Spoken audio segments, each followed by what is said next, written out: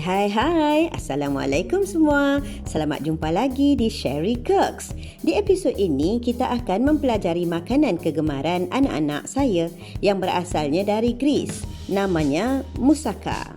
Mari kita lihat bahan-bahannya. Saya tak nak bercakap banyak. Nanti kalau nak tengok, bolehlah pause hentikan video, okey? Langkah pertama, kita akan potong kentang dahulu. Kita potong nipis-nipis. Kita taburkan garam. Kita kena biarkan sebentar untuk air keluar daripada kentang.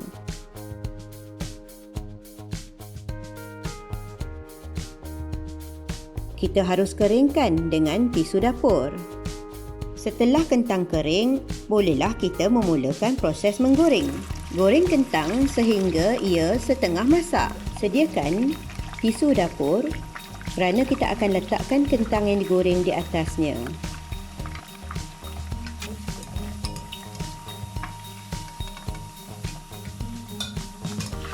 Langkah ni perlulah kita buat kerana kita tak mahu banyak minyak di dalam moussaka kita nanti. Proses yang sama dilakukan kepada lobak kita. Perlu potongnya nipis, garamkan dan keringkan. Baru kita menggoreng.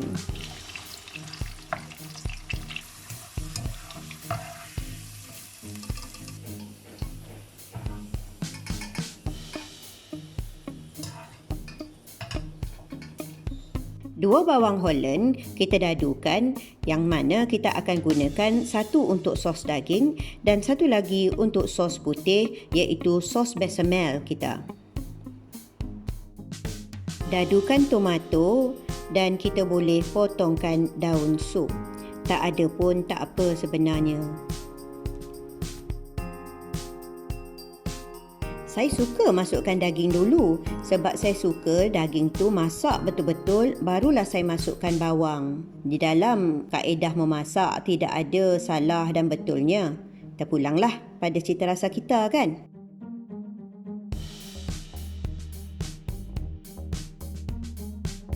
Bila daging dah tukar warna perang, baru kita masukkan bawang Holland dan bawang putih. Setelah kering dan bawang pun dah jernih, kita masukkan tomato puri. Kita goreng-goreng dulu hingga kering. Kita masukkan sos tomato. Kita masukkan juga tomato dadu. Dan selepas itu kita masukkan satu cawan air untuk melembutkan tomato. Dan selepas itu kita letakkan oregano.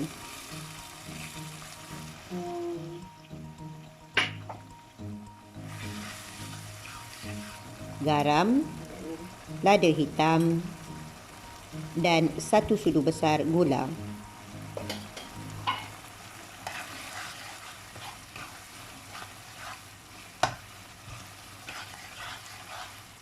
Bila sos kita dah nak kering, masukkan parsley dan tutup api.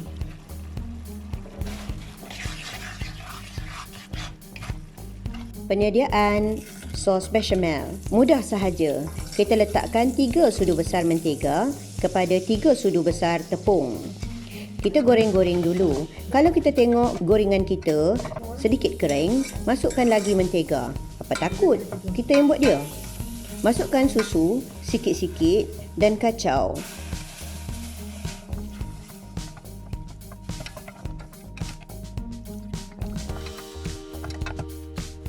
Mana whisker ni? Pakai whisker lebih baik sebab ia senang untuk larutkan tepung dan susu. Sos bechamel yang telah siap ini kita masukkan 1 sudu teh garam, 1 sudu teh lada hitam dan juga sedikit serbuk kayu manis. Dalam sos bechamel selalu mereka masukkan keju, tetapi untuk kali ini saya nak letakkan bawang goreng. Sos ini akan menjadi wangi dan lebih berperisa.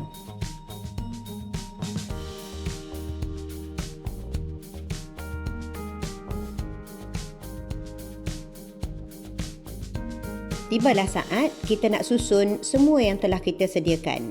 Untuk lapisan pertama, lapiskan dulang pembakar dengan lapisan kentang. Kita tak perlu nak minyakkan lapisan yang di bawah tu. Sebab kentang kita tu dah siap bergoreng, dah memang ada minyak. Kita letakkan 2 sendok sos bechamel ke dalam sos daging dan kita gaul rata. Kita bahagikan kepada 2 bahagian. Letakkan sebahagian yang pertama di atas lapisan kentang dan kemudian kita akan ratakan di atasnya. Letakkan selapisan lagi gorengan kentang kita dan selepas itu kita boleh letak selapisan lobak merah yang telah kita goreng tadi. Asalnya makanan ini ialah lapisan kentang, sos daging, terung dan sos bechamel. Saya buat sedikit perubahan sebab saya tak ada terung, yang ada carrot ataupun lobak merah. Lagi pula anak-anak pun lebih suka lobak merah kerana selepas digoreng, lobak merah akan berasa lebih manis. Letakkan bahagian kedua sos daging dan ratakan di atas permukaan lobak merah goreng tadi.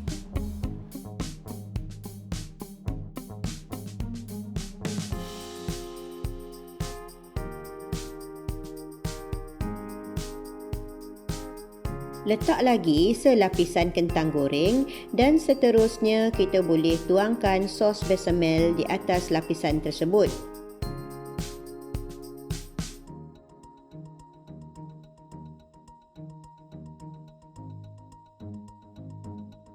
Letakkan keju parmesan di atas lapisan sos bechamel tersebut. Tetapi anak-anak saya suka mozzarella, jadi saya masukkan juga mozzarella dan parmesan.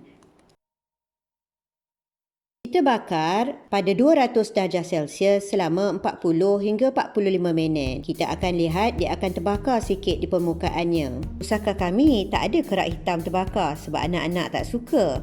Jadi saya pun bakar dalam 35 minit sahaja. Perlu diingat tak boleh terus potong musaka ni kerana masih panas dan lembik. Kena tunggu sekurang-kurangnya 45 minit untuk sejuk barulah boleh dipotong. Dan hasilnya, wala, cantik untuk dimakan. Jom kita rasa. Macam duduk dekat Greece je.